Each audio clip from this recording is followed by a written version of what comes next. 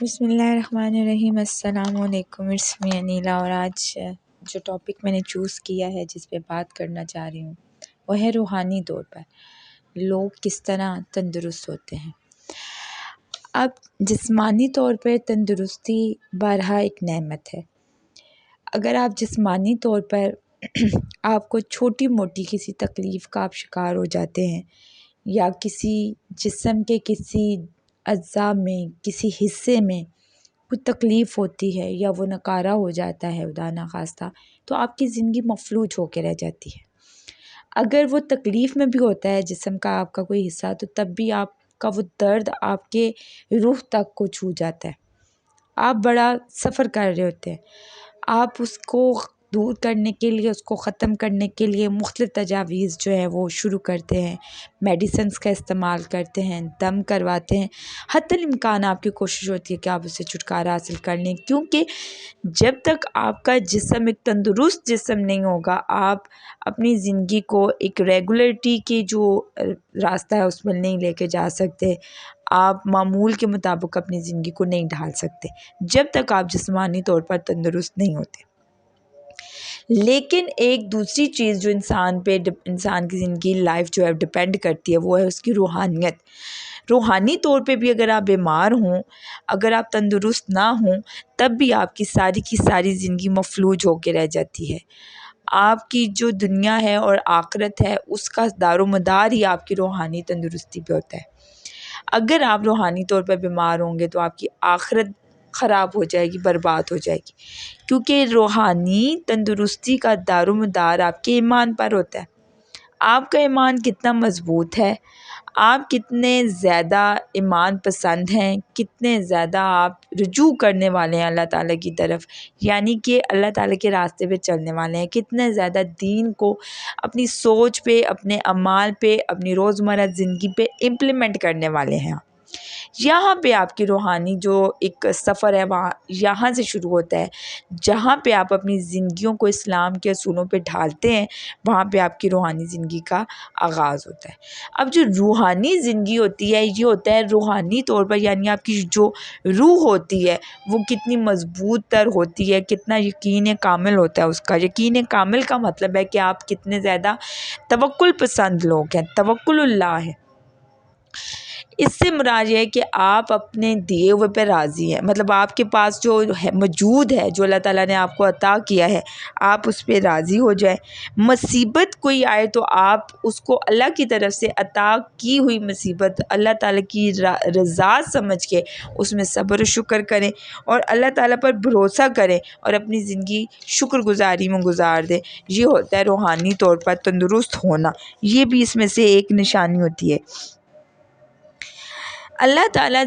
آپ کی زندگی میں مختلف فیصلے کرتے ہیں، بہت سارے لوگ اس پہ خوش ہوتے ہیں۔ کچھ فیصلے اللہ تعالیٰ کے آپ کی خواہشات کے مطابق ہوتے ہیں، جو آپ چاہتے ہیں ویسا ہوتا ہے۔ کچھ فیصلے اللہ تعالیٰ کے آپ کی طرف سے ایسے ہوتے ہیں جو آپ نہیں چاہ رہے ہوتے، جو آپ اس طرف نہیں پلٹنا چاہ رہے ہوتے، لیکن اللہ تعالیٰ آپ کے لیے وہ راستے مقرر و متعین کر دیتے ہیں۔ خود کو وہاں پر آپ کبھی ہوتا ہے نا، آپ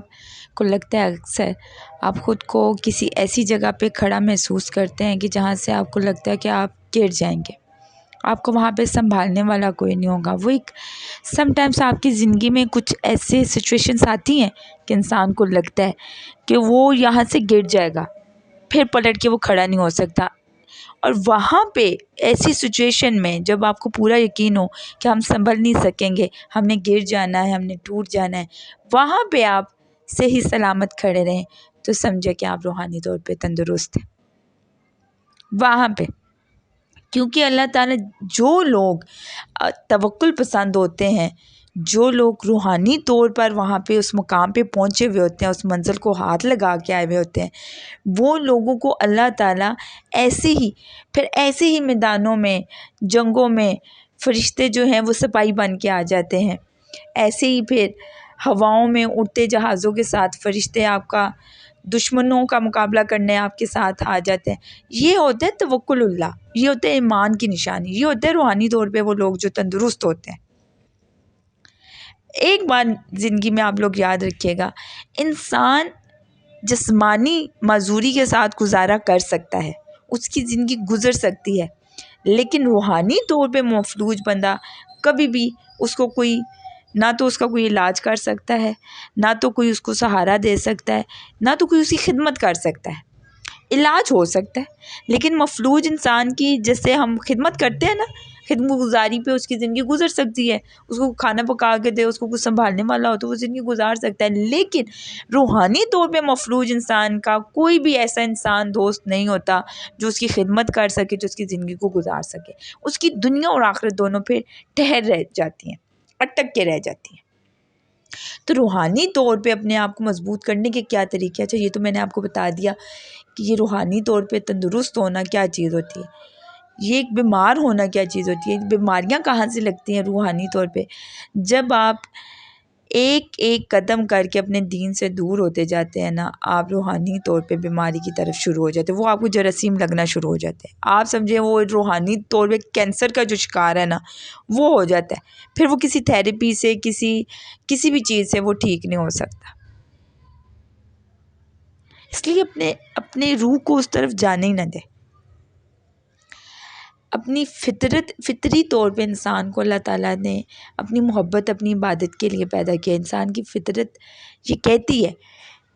جو اللہ تعالیٰ نے اس کو، جو خالق ہے، جو تخلیق کرنے والا ہوتا ہے، فطرت میں اس کی نشانیاں ملتی ہیں، لیکن جب آپ اپنی فطرت کو بھول جاتے ہیں،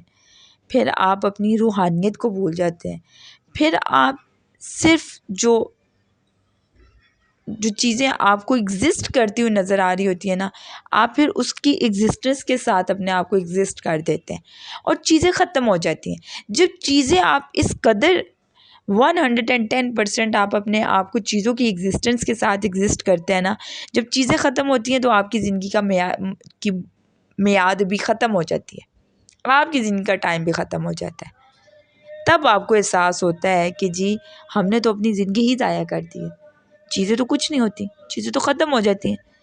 آپ کے اندر جو رہ جانے والی چیز ہوتی ہے وہ ہوتی ہے روح، اس کی غذا بہت ضروری ہوتی ہے، اس کو اس کی غذا کی بہت ضرورت ہوتی ہے، اور جب ایٹ دا اینڈ وہ تھک جاتی ہے نا، تو جب آپ کا جسم لاغر ہو جاتا ہے، پھر آپ کو یاد آتا ہے کہ ہمارے اندر ایک روح بھی موجود ہے جس کو غذا کی ضرورت ہے، اس کی تو غذا ہم نے ساری زندگی کی نہیں، اس کے لیے تو کبھی ہم نے کام کیا ہی نہیں، جس کو نے ہمارے ساتھ، ہم نے روح کے ساتھ رہنا ہے۔ بیسیکلی جو ہماری جسمانی جو اللہ تعالیٰ نے ایک خوبی رکھی ہے وہ ایگزسٹنس کے ساتھ ہے کہ آپ نے چیزوں کے ساتھ رہنا ہے، آپ چھو سکتے ہو، آپ نظر آ سکتے ہو، آپ موومنٹ کر سکتے ہو۔ روح جو ہوتی ہے وہ نظر نہیں آتی، آپ اس کو محسوس کر سکتے ہو۔ جب یہ چیزیں ختم ہو جائیں گی، جب یہ دنیا فانی ہے، یہ ختم ہو جائے گی، آپ کا جسم بھی فانی ہے، وہ ختم ہو جائے گا، لیکن جو روح ہوگی وہ آپ کی نشان، جو آئیڈینٹیفیکیشن ہے وہ آپ کی روح ہے۔ آپ اپنی روح میں زندہ ہوتے ہیں، آپ کو لگتا ہے کہ ہم چیزوں میں زندہ ہیں، ہم دنیا میں زندہ ہیں، ہم لوگوں میں، رشتوں میں زندہ ہیں، ہم اپنے گھر کے لیے، ہم اپنے آفیسز کے لیے، ہم اپنی ہر ایک چیز کو ہم لوگوں نے اپنی زندگی کا نام دے دیا، ہمارے اٹھنے بیٹھنے گھومنے پھرنے کو ہم نے اپنی لائف کا نام دے دیا، ہم نے اسکیچنگ کری ہوئی ہے ان کے لیے کہ ہم نے فلانے دن یہ ڈنر کرنا ہے، فلانے دن ہم نے گھومنا ہے، فلانے دن۔ تو یہ جو ایک چیز ہے، یہ ہماری ایک ایسی دنیا ہے جو فانی ہے، جو ختم ہو جانی۔ ہمارا جو ریلیشن ہے وہ ہماری روح کے ساتھ ہے، اس کا تندرست ہونا بہت ضروری ہے۔ اگر آپ چاہتے ہیں کہ آپ زندگی میں بھی خوش رہیں اور آپ کی آخرت بھی سنورے، تو آپ کو اپنی روح کو غذا، اب غذا کیسے دینی ہے؟ میں نے آپ کو بتایا جب خالق بنانے والا فطری طور پہ اللہ تعالیٰ نے اس کی روح میں اپنے لیے ایک محبت، ایک اٹیچمنٹ پیدا کی ہے۔ آپ اپنے پروردگار کی طرف لپکتے ہیں تو روح آپ کی دوڑتی ہے، آپ کی روح آپ کو فورس کرتی ہے، پش کرتی ہے کہ آپ اس طرف جائیں، لیکن جو آپ کا نفس ہوتا ہے، جو آپ کی خواہشات ہوتی ہیں، وہ آپ کی روحانیت کے درمیان آ جاتی ہے۔ لیکن ہاں، جب آپ روحانی طور پہ مضبوط ہو جاتے ہیں، پھر خواہشات کچھ بھی کر لیں، وہ اس کے راستے میں اس کے آڑے نہیں آ سکتی۔ اس لیے آپ بہت سارے لوگوں سے ملیں، بزرگان دین سے ملیں، وہ روحانی طور پہ اتنے مضبوط ہوتے ہیں کہ وہ دنیا اور خواہشات کو کچھ نہیں سمجھتے، ایکچولی وہ کچھ نہیں ہوتی۔